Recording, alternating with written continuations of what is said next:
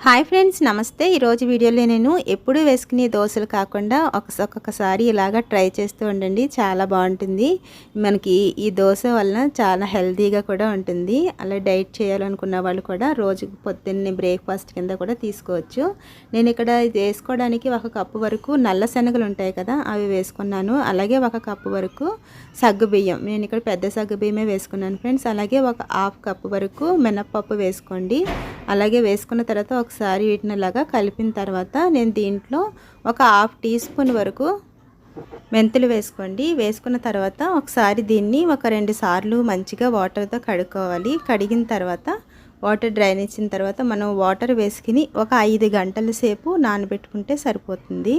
మనకి చాలా హెల్తీగా ఉంటుంది ఫ్రెండ్స్. ఈ దోశ 2 దోశలు తిన్నామంటే చాలా బాగుంటుంది. ఇప్పుడు దీన్ని ఇలా మంచినీళ్ళు వేసుకుని మూత పెట్టుకుని ఒక 5 గంటల సేపు నానబెట్టుకోండి. చూడండి, 5 గంటల తర్వాత ఇవన్నీ మంచిగా నానినాయి కదా. ఇప్పుడు దీన్ని కొంచెం కింద మిక్సీలో వేసుకుని మెత్తని పేస్ట్ లాగా చేసుకోవాలి. దీంట్లోకి మనం టమాటో చట్నీ అయినా అల్లం చట్నీ అయినా చేసుకుంటే చాలా బాగుంటుంది. ఇలా వేసుకున్న తర్వాత ఇప్పుడు దీన్ని ఇలాగా కొంచెం వాటర్ వేసుకుని మిక్సీ పట్టుకోండి. ఇలా మెత్తగా మిక్సీ పట్టుకోవాలి. చూడండి, ఇలా ఉండాలి పిండి. చూసారు కదా. ఇప్పుడు దీన్ని మనం ఒక బౌల్లోకి ట్రాన్స్ఫర్ చేసుకుందాం. నేను ఇది బ్రేక్ఫాస్ట్ కోసం చేసుకుంటున్నాను ఫ్రెండ్స్. చూడండి, మీరు ఒకవేళ డిన్నర్ కింద అయినా తీసుకోవచ్చు. ఈవినింగ్ టైము మనం రైస్ తినకూడదు అనుకుంటే కనుక ఇలాగా ఈవినింగ్ టైము మీరు టిఫిన్ చేసుకోవచ్చు. చూడండి, ఇప్పుడు దీన్ని నేను ఒక పెద్ద బౌల్లోకి వేసుకుంటున్నాను. ఎందుకంటే అది చిన్న బౌల్ అయింది కదా. మనం 8 గంటలు బయట ఉంచితే ఇది పిండి మంచిగా పులుస్తుంది. చూడండి, ఇలాగా ఒకసారి 2-3 నిమిషాలు ఇలాగా గట్టితో కలుపుకోండి. కలిపిన తర్వాత దీని మీద మూత పెట్టుకుని దీన్ని చూడండి. నెక్స్ట్ డే నేను మార్నింగ్ చూస్తే మంచిగా పులిసింది పిండి. చూసారా.